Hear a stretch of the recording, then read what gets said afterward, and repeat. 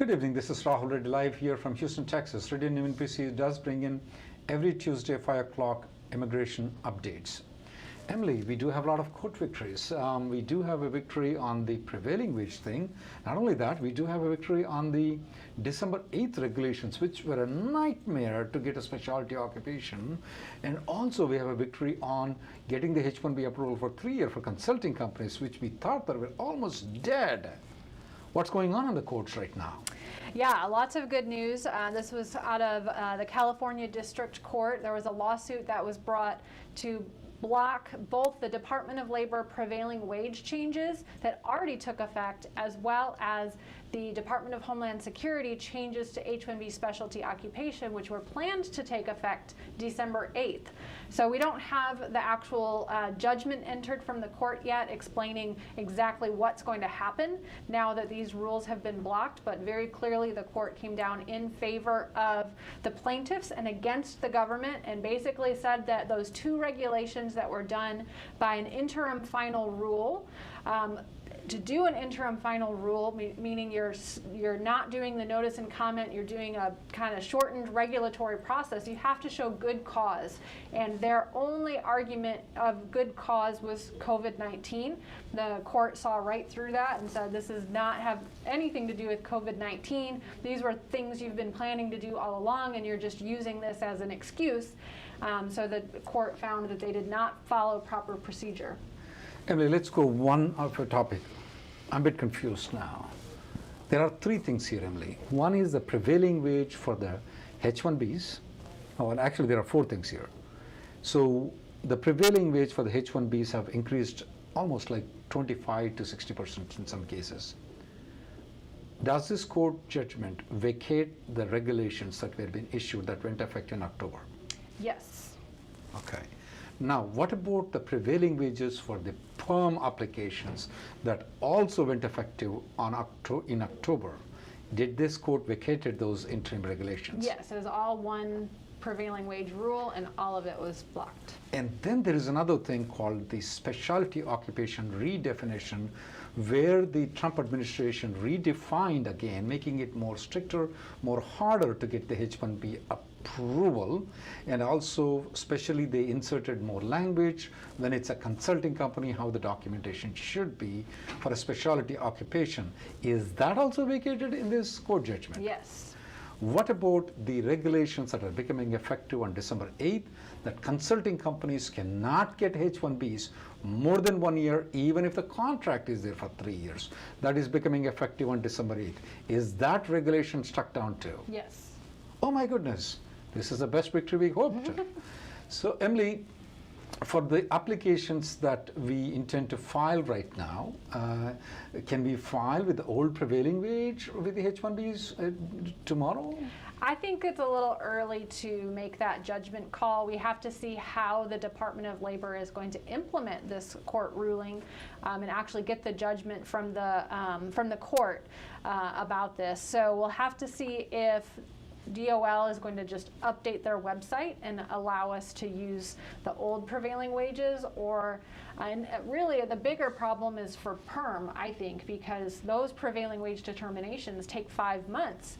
So many people waited 5 months, and then because the determination was issued right after October 8th, they were issued with wages that no one was expecting.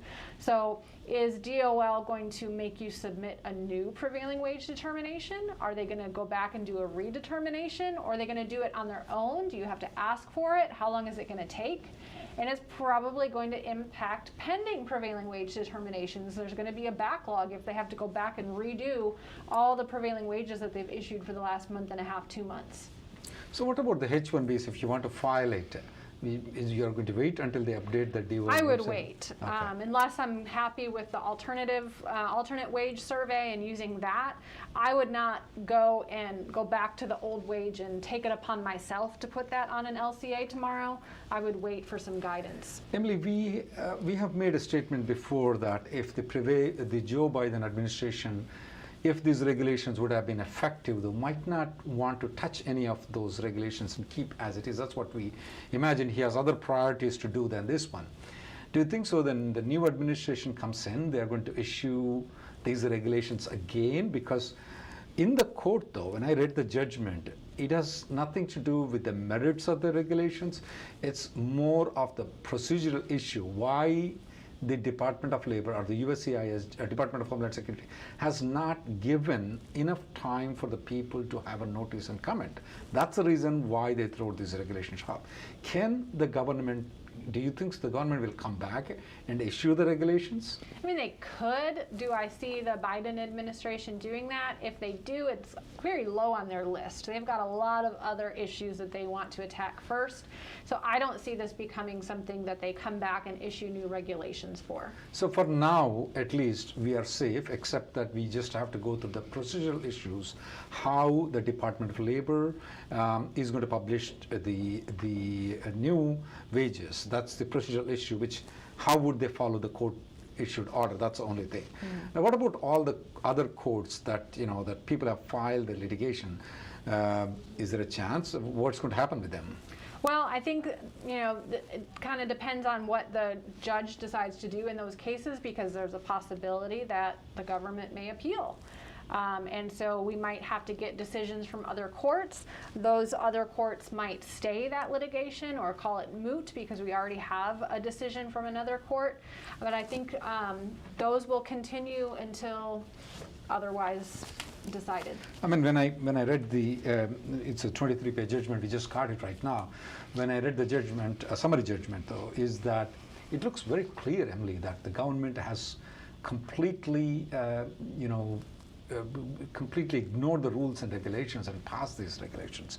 And when they were defending themselves, they were defending in the 1975, how the Mobil oil company, when they put some restrictions on the price, especially in the where there was a ban on the oil imports at that point of time, oil exporting countries, which Mobil oil was directly affected. I mean, that is related. And here they said COVID. I mean, H1B has nothing to do with COVID. It is not directly related. I see that very less possibility that the government is willing to take this one to the circuit court, Emily. If there is a possibility, I mean, that's my expectation. Based on the judgment, I can say that if they really want to go ahead and challenge this, instead of going to the circuit court and getting a short end of what they did it, I think so they may want to reissue it, and the time for reissuing and comment and notice period will be over for this administration. So it may stay as it is until somebody opens it. That's what I'm expecting. Yeah, I mean, if you think back to another regulation that was vacated by the court because they did not follow the proper procedure, it was the 2008 STEM OPT rule that gave the 17-month extension. Yeah, I was about to ask you. Yeah, when they vacated that rule, they actually stayed it for 6 months, meaning they put that judgment on hold for 6 months to give the government time to issue a new regulation. They couldn't get it done in 6 months. They had to extend that stay further until they got around to finally issuing a new regulation through the proper procedure. So if that took more than 6 months just to reissue a regulation, I don't see this happening within the next 51 days. Emily, seems to we have one more victory in the STEM OPT. This time, the court ruled in favor of the government, but it happens that, our guys are, we support the government in this one. Can you explain about the STEM OPT litigation that was given a judgment this week? Yeah, in the past 1 week? Yeah, the STEM OPT has been, that extension has been under fire for years. As I just mentioned, that the 17-month rule from 2008 was vacated, and then we got the 24-month rule in its place, and that was immediately the subject of a lawsuit brought by the same union workers. And that lawsuit has been pinging and ponging back and forth between the district court and the appellate court, and finally we got a decision from the district court basically confirming that this is within the Department of Homeland Security power to issue this type of employment authorization. So OPT continues to survive. The STEM extension will continue to survive. The union attorney did state that they plan on appealing that decision. So I think it's still going to be an ongoing battle. But for now, the STEM extension continues as normal. Namely, addressing the issue of the people turning 21, We are speaking about children who are here on a non-immigrant visa. What are the people, I mean, these are the children who come in either H4, L2, and some other dependent visas. What should they be more aware of when the children are 21? Can they be on H4, L2, and other dependent visas of their parents when they turn 21? Right, yeah, unfortunately, 21 is the age out for non-immigrant visas as well. And so if a child is on H4 or L2 and they don't receive the green card or they don't have their age locked in, due to a pending green card application, they need to convert to some other status. So what other options do these kids have when they turn 21?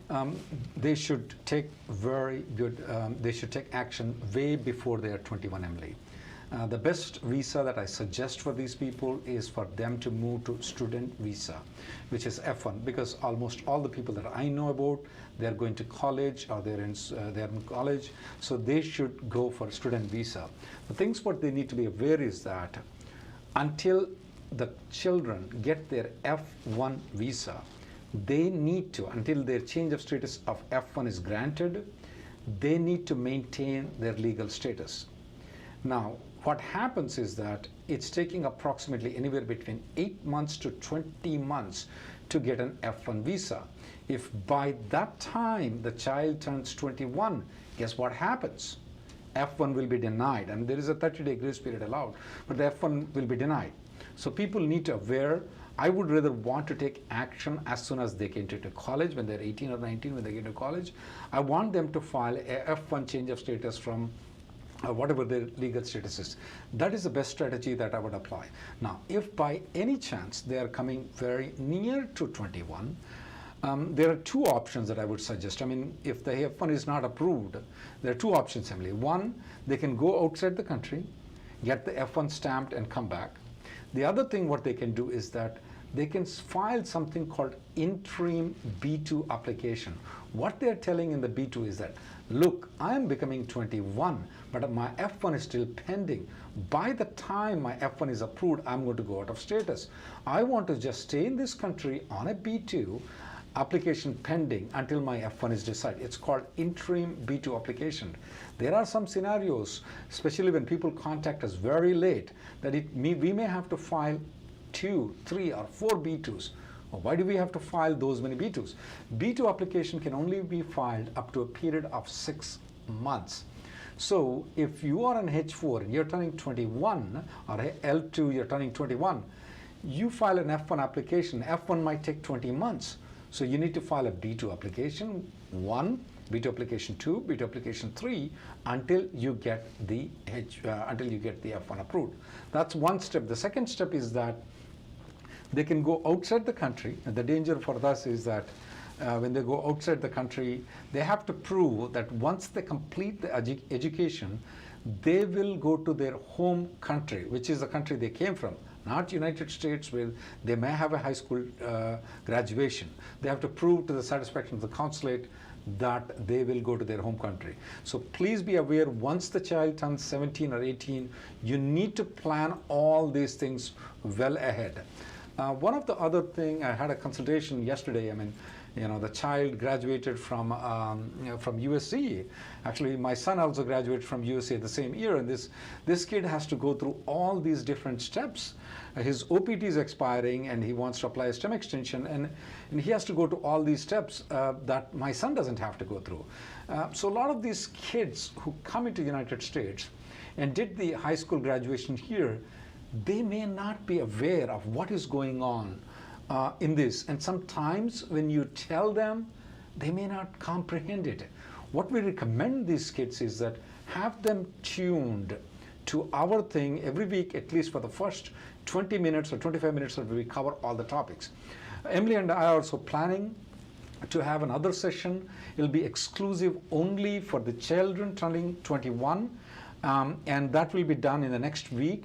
I want you guys to have your kids, if they are coming to 17 and 18, listen to this one. We're going to do it in the next 1 week. So please do have them listen to what we want to say in that particular video. Now, what about adjustment of status applicants where the child is turning 21, or maybe they already filed based on the dates for filing? How does that work when the applicant turns 21?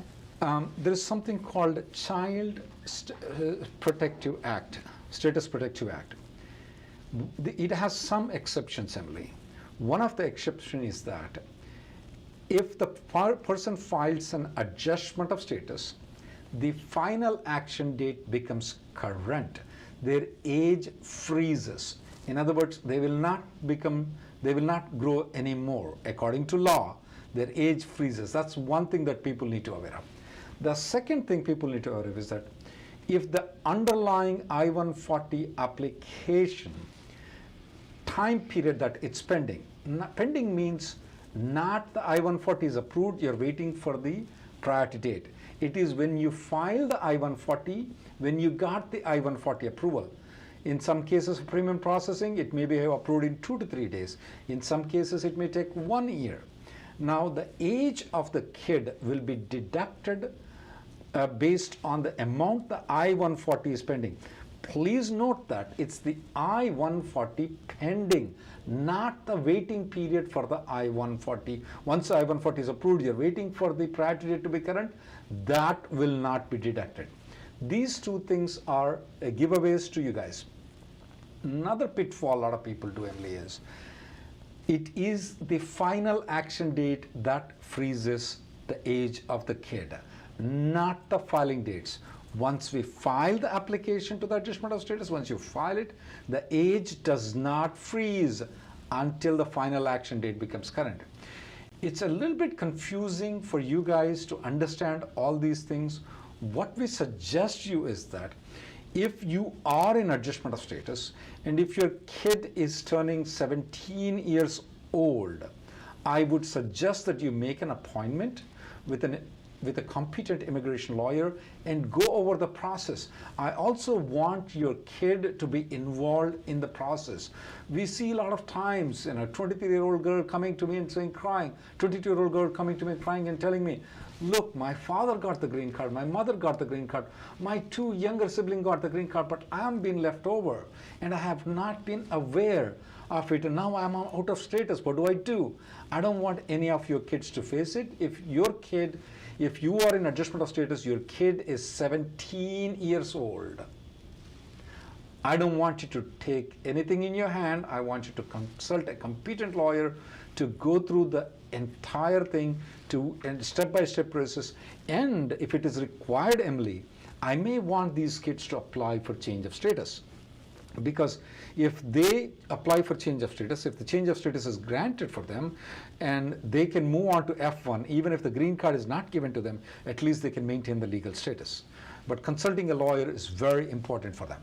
So you're saying that they should continue to maintain their non-immigrant status. That is absolute, even after they file the adjustment of status. I would say that anybody, any kid, even it's a 14-year-old kid right now, they should continue maintaining their non-immigrant status. Emily, what happened is that in 2012 we filed the adjustment of status with May 1st as the May 1st 2010 as the priority date. It never went back to that date at all. It never went back. So those people also, if they become 21, they'll get kicked out. So that rule, what I was telling about 17 years old, I would bring it down to 14 years.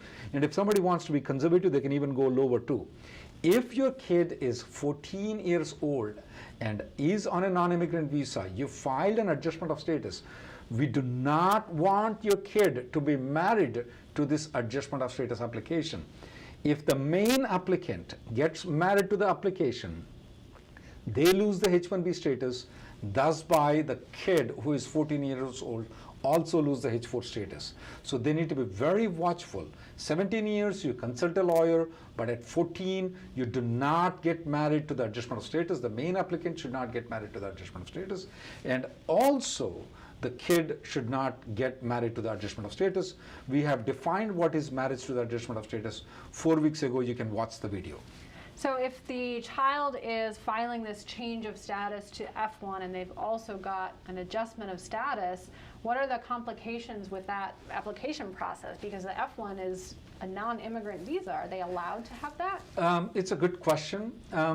You can There is a little bit risk involved after filing the adjustment of status, but since they are maintaining the non-immigrant status, you can say that, you can prove that even though you had intent of adjustment of status, right now you will be kicked out of that application anyway. You don't have a chance of getting the adjustment of status to that thing, and explain to that after they complete their student visa, they're going to go back to their home country. Normally, when you apply for a change of status within United States, they should be fairly successful, especially if there's an RFE, they can go to the lawyer, get that thing resolved in a fashionable way.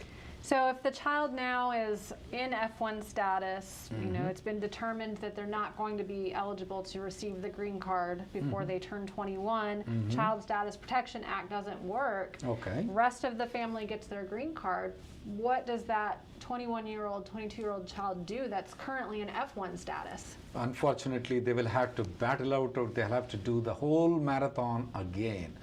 Whatever their parents have done for them is nullified. They start their journey all over again. The same F1, the same H1, the same green card process, they have to do it. And it'll be very surprising that some of the kids are shocked when they learn that they have to go through this process.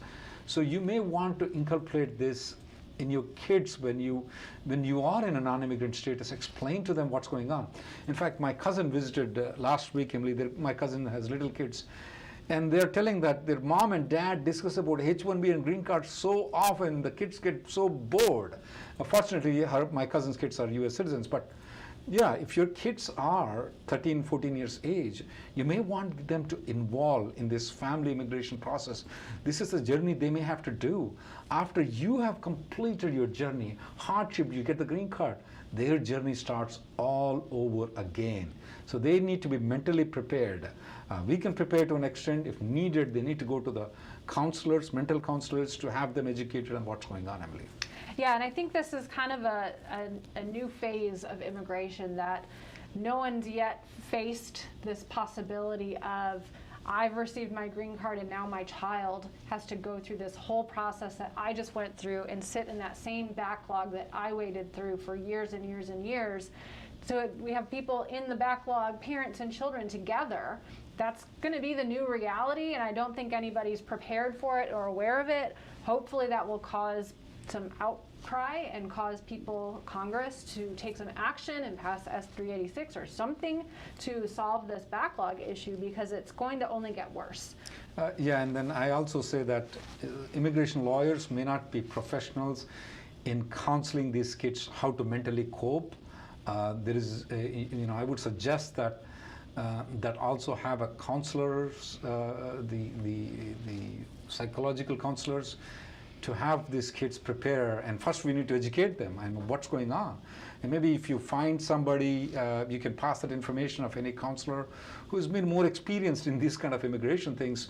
Please pass on to us so that we can pass on that information to others, though, because we're not equipped to speak with these kids. I mean, it's very hard to speak with these kids.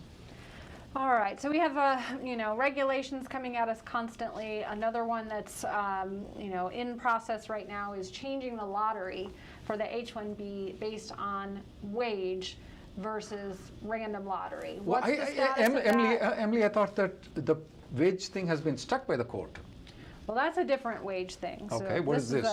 Explain it to me. This one is not an interim final regulation. This one is actually going through the notice and comment period. It's a proposed regulation that, basically, instead of a random lottery in April, they will divvy up the H-1B cap based on wage level. So the H-1Bs first go to anybody who's a level 4 wage, and then if there's more available, then level 3, level 2. So it's all based on the highest paid get the visa first. What do you see as the problems of that kind of system? Well, normally, Emily, people mature by starting the job entry level, and then they go to a higher level.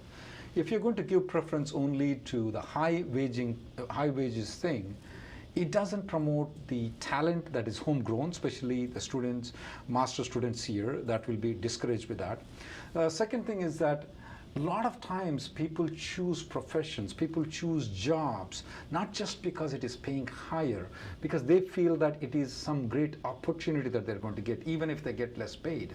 So they will be hampered. You take a job where you're going to be settled, settled, and you're not going to get any progress in the job. That's one thing. And then think of this thing, Emily. What Oscar Award and Nobel Prize, let's talk about Oscar Award. Is it given to the highest paid actor? That's not the case. I mean, is the Nobel Prize given to the highest paid scientist? I don't think so. It should be the best person who should get that thing. To determine the best person, I think so money is the least things to be considered though. This definitely may be a very big discouragement because we have seen it COVID times. There are so many researchers that have worked with companies like Moderna, companies like Pfizer. A lot of different companies work to get this thing medicine. And guess what, Emily? These are the least paid people. These are not like the software professionals that are paid by Facebook, Google, or Apple. These are the people who have done all that work. We took all the work and they were telling, hey, guys, you don't make good money. We won't give you H-1Bs. That is one of the bad things that can be done in this administration. And Emily, what are the prospects of this one? I mean, they are going to go with a bidding process now, practically, that looks to be the way. The highest paid guy is going to get a H-1B, and not the best scientist or something like that. It's the highest paid is going to get it.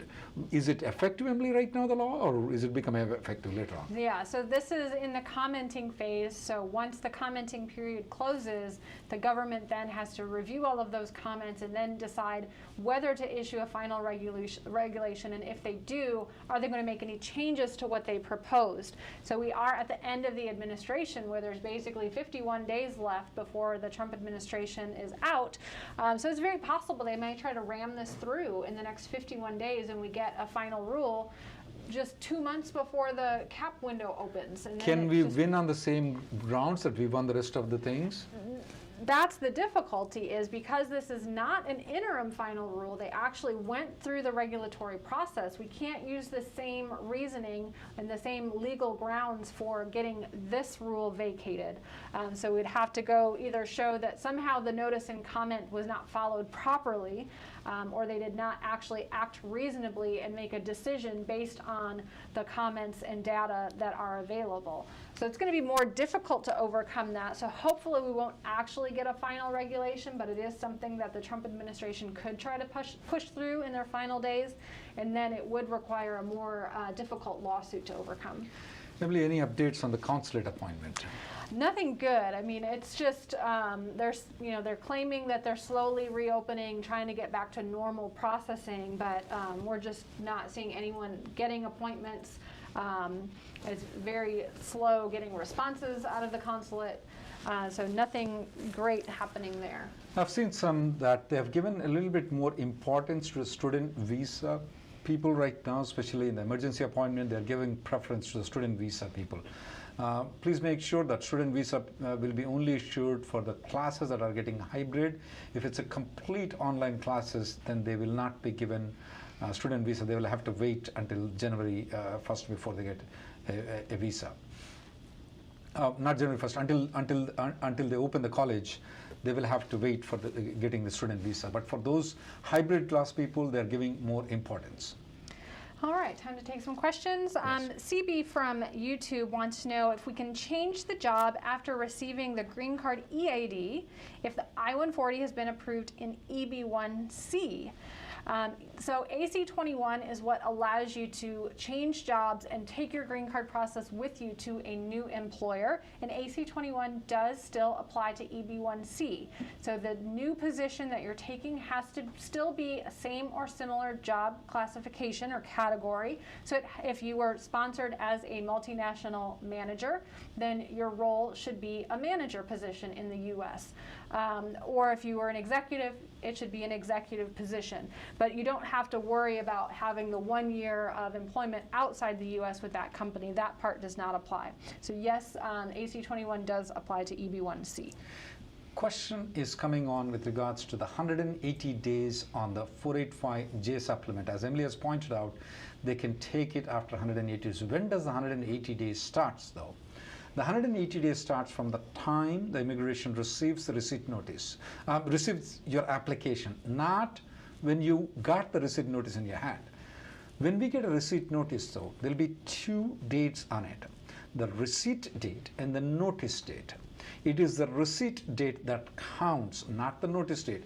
If they issue after 2 months, the first time they receive the application, the 180 days start counting. However, though, with a little bit caution that I will tell that, if you have filed an I-140 application, don't use this 180 days. Wait until I-140 has been approved. I would also recommend that you wait until 180 days after the I-140 is approved. This is my extra condition. It's not a law, that wait until 180 days after the I-140 is approved if you have filed all of them together. These are the things to be on a safer side. A lot of questions are coming. I filed my application with the Texas address and I have not received it. Yes, that is true.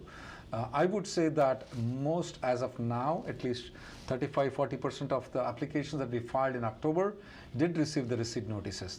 I would say 30%, Emily. Of the 485s, yeah. Yeah, 485s. About 70% of them have not received the receipt notices that we filed in the month of October. Now, people will say, I filed on this date, my friend got on that date. Just have patience, guys. Just have patience. You will get a receipt notice. It will take a little bit longer time. I would say that it is anywhere between 8 weeks to 10 weeks. Even though USCIS has informed us that it's 6 weeks to 8 weeks, I would say between 8 weeks to 10 weeks is the time it's taking.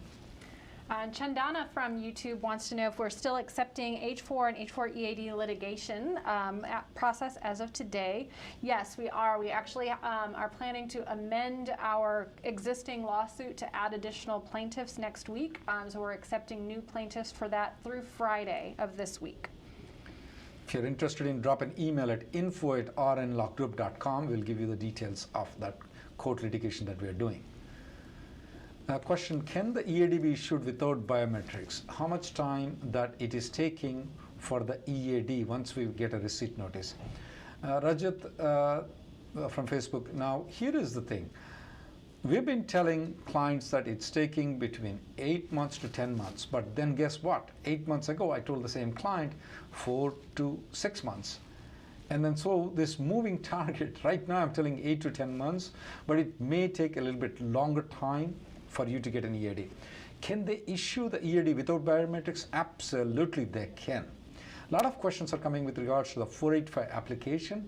Can they waive the interview requirement? Have you, starting from March of 2017, any application that had been filed with the USCIS, they put a restriction that have to be interviewed. However, though, after the pandemic, after March of 2020, we started seeing them waiving the interview requirements for some of the clients. So it's very rarely that they're doing. I would say about 10 to 20% of them they're doing, but they are waiving the interview requirements for some of the people. Anand from Facebook wants to know if we can use Company A's I-140 for Company B's H-1B extension. Yes, if you are beyond your 6-year limit, you can use a previous employer's approved I-140 in order to extend your H-1B further, even with a different employer. Nikhil has, can I get a credit card sign-up bonuses on the H-1B? Is it legal? Yeah, that's perfectly legal. Nothing illegal about it. You're good, Nikhil. Chaitanya from YouTube wants to know if there's any updates on downgrades for physical therapists. I don't have any updates for you. I can tell you I've filed them and still waiting on receipt notices. Have not received any rejection yet. But again, they're stuck waiting for receipt notices like all of the other downgrade cases at the Texas Service Center. Just for the other people to be aware of, there is a little bit twist for the physical therapist. That's the reason he asked particularly about physical therapist and Emily answered. The same is not true with the rest of the people because physical therapist has a little bit twist to it. So don't take that as a general advice to everybody, guys. Prashantha from YouTube has a CAP subject H-1B petition approved for consular processing with Company A and wants to know if that can be used to file a CAP exempt H-1B with Company H-1B, or can you still apply for a cap subject H-1B next year? So when it's a consular processing approval and you do not have the visa stamped, you aren't considered counted in the cap yet. So you would actually have to go through the lottery next year in order to get a new H-1B with a different company. Lakshmi Devineni from Facebook has this question. Since it's a California court, is it applicable nationwide Labor Department case? Yes. This is applicable to all nationwide. The entire regulations are being struck down in the summary judgment. There is nothing there. It's not just the prevailing wages.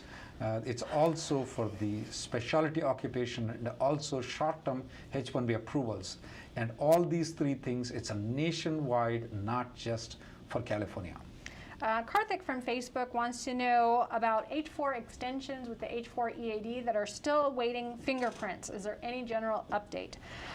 Somewhat of an update, not a good one. We got some data from USCIS last week or the week before that they still have about 62,000 people that they canceled their biometrics appointments back in March and April and have still not been rescheduled. On top of that, they have 1.3 million people in line waiting for their biometrics, and they're only doing 10,400 a day across the country. So it's going to take time to get all of those biometrics scheduled. There's definitely a backlog. Contacting USCIS, they just tell you, we'll get to you, wait another 90 days before you follow up with us again. They're not providing any expedited processing of those fingerprints. Anand from Facebook has this question. Can I use company A's I-140 to get the extension of company B? The answer is yes, you can use company A's I-140 approval to get the H-1B approval for company B. Shashidar from YouTube wants to know what happens to the wage determinations which were filed under the new rules. Mine were filed under the new rules after October 8th.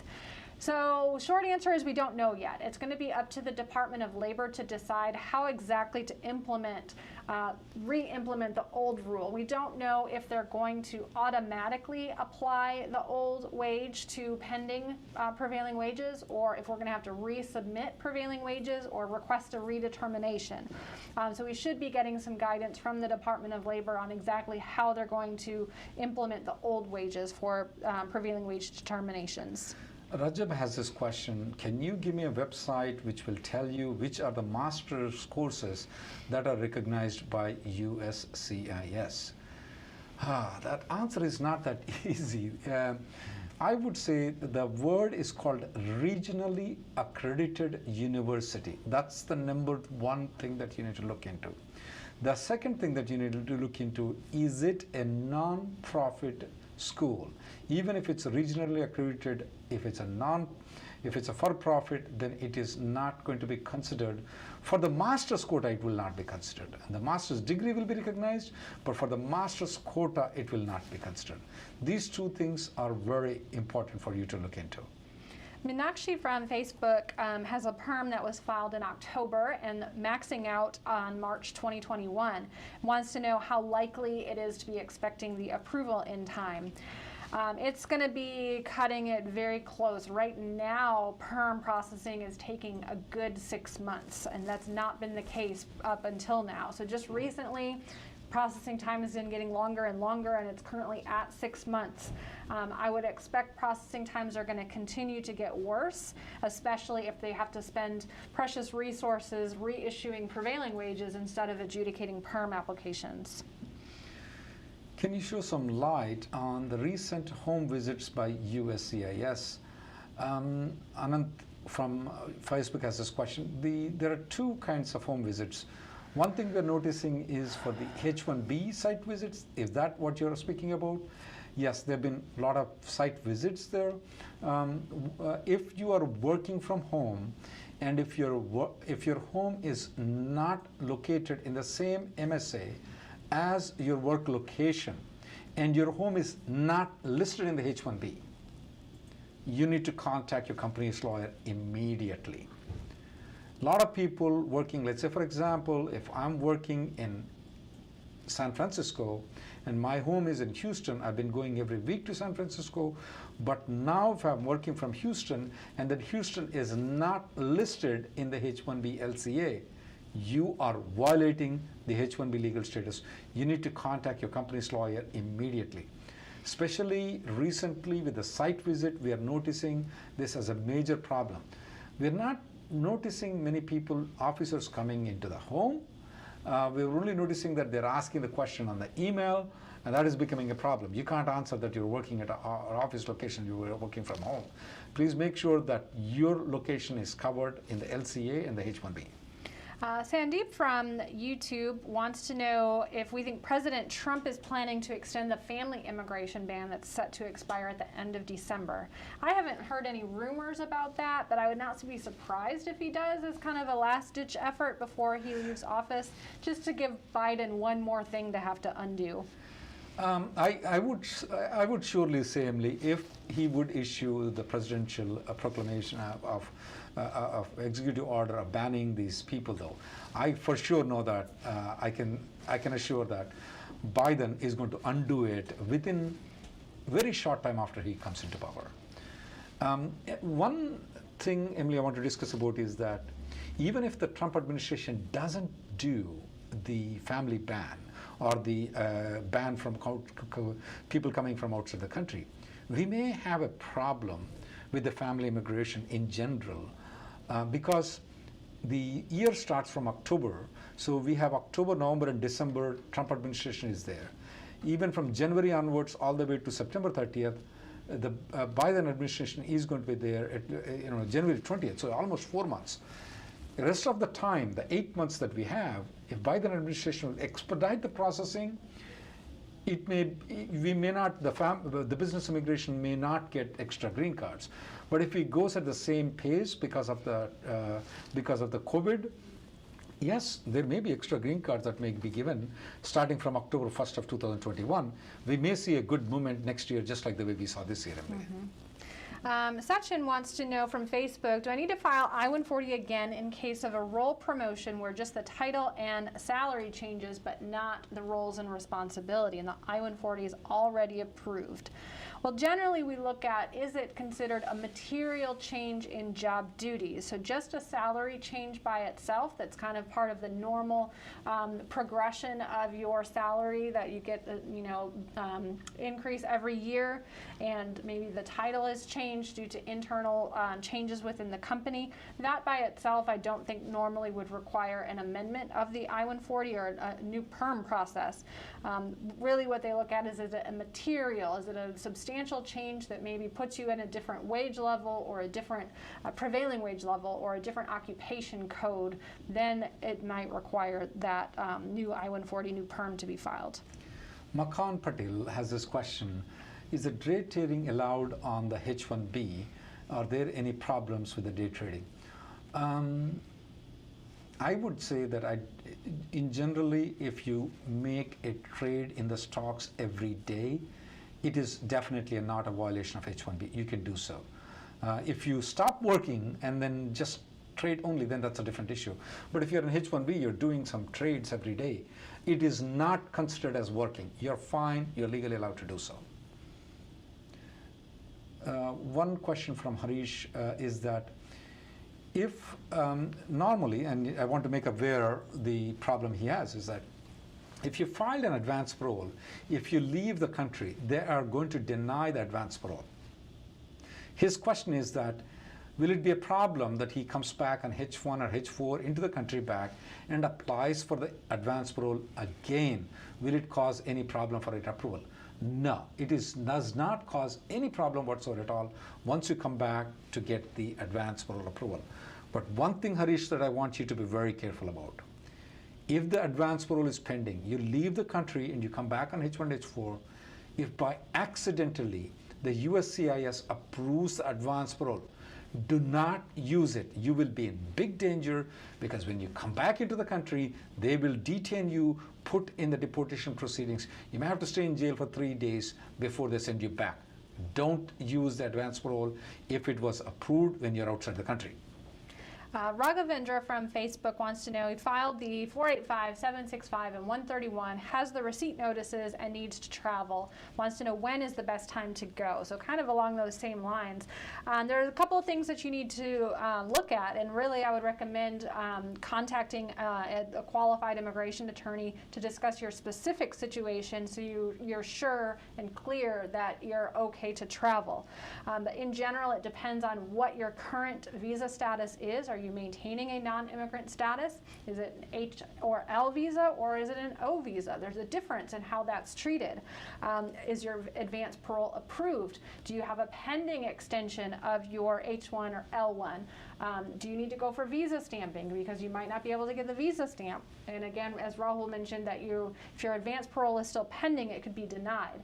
So there are a lot of issues that need to be figured out before you make any travel plans, especially in that circumstance where you've got the 485 pending and don't have the advance parole yet.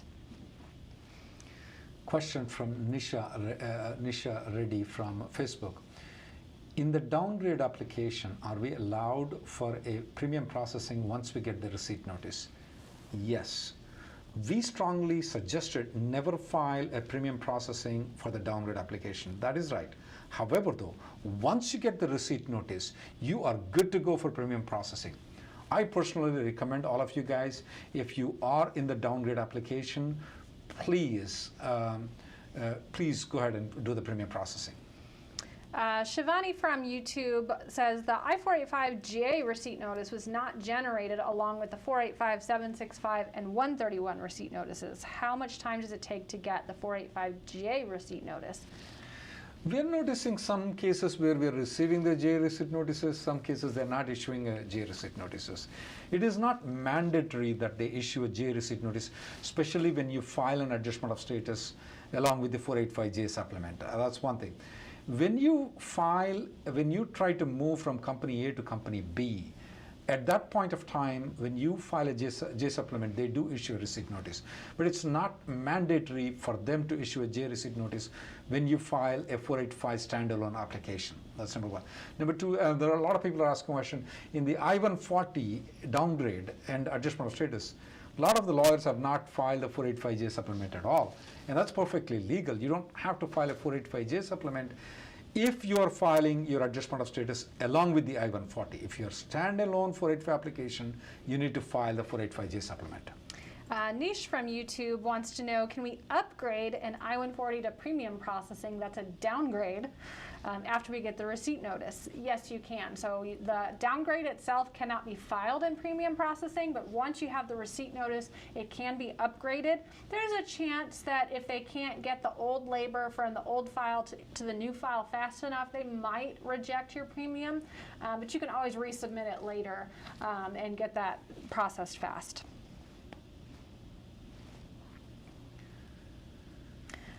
What documents do I need to collect for my existing employer if I plan to change my job after the I-140 approval? This comes from YouTube. I don't want to name that person. One thing is that it's better to have the entire copy of the I-140 petition filed. Now, your employer may not be willing to provide that for you. There is an easy way of getting. I want you to go to Google and search FOIA, Freedom of Information Act, USCIS, FOIA USCIS. You go to the web link, there is an online application, you can fill it out online. It takes 10 minutes for you. Once you fill it, you will get an entire I-140 petition that has been filed. That is the best thing that you can get it. I suggest everybody who's moving out, even if they have every document, I still want you to get this one, especially if you're moving out of the company. You may need this one for many different purposes. It is taking anywhere between 60 days to 90 days. Once you file it online, the USCIS has to be issued, and they will send this thing in email, in digital format. That is so cool.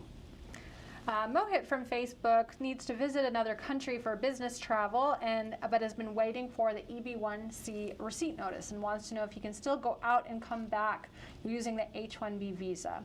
So if you're waiting for the I-140 receipt notice for your EB-1C filing, no problem. You don't need that receipt to be able to travel. If you're waiting for your 485 receipt notice, then you should discuss with your attorney to see whether that will impact your advanced parole, whether you'll have any problem with abandoning your green card by leaving before getting that advanced parole, depending on whether you're currently maintaining H-1 status or not.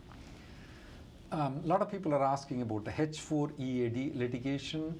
There is a conference call that we conduct frequently for it, separately, weekly, many times we do conduct it.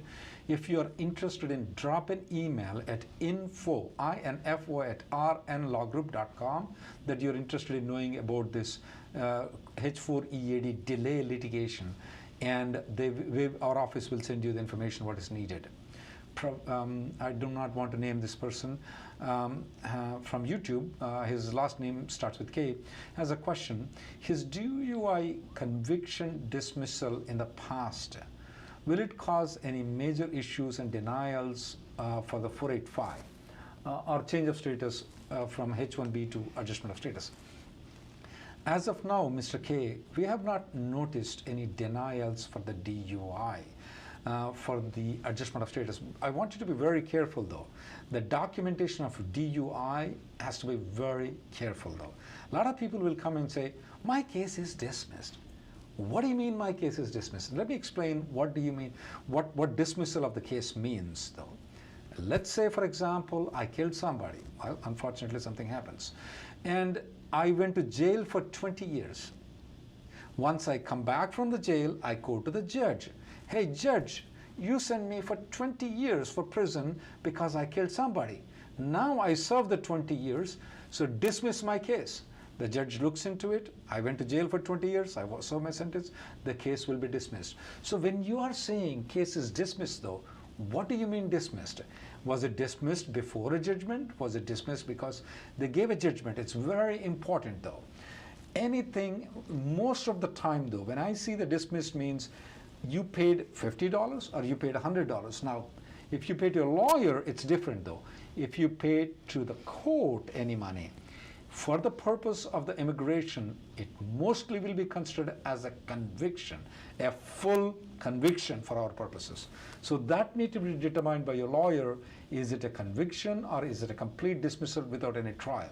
That needs to be determined. But to come to the point, Mr. K, even though I have not seen any denial of the 485 application because of the DUI, especially when they have properly mentioned it, properly documented it, I've never seen it denied. There is a recent change in the operation manuals by the Trump administration, which they said that they may consider these things when granting the adjustment of status. So we may want to caution people that we may have to be more careful than what we were before when we go there. Normally, if you have a DUI conviction, I normally would like to get a good moral character certificate from some of the people. If you have been serving in some religious organization, in a non-profit organization, I would like to get a letters. Keep all of them together with me when I go to the interview, just in case if they say, hey, you have a DUI, then I say, yeah, I have also served in this non-profit organization. I planted trees, Red Cross, or your religious organization or your cultural organization, and also get some letters from friends, family friends that you've been a best guy for them. Those kind of things, I'll keep it ready just in case. I'm a bit worried, Emily, since the time the Trump administration have added these things in there as a discretionary methods in granting the employment-based adjustment of status. A couple questions from Facebook from Vinay and AK regarding the impact of this December 8th regulation on specialty occupation on H-1Bs. So one case, both cases, H-1B has already been filed and pending and has an RFE.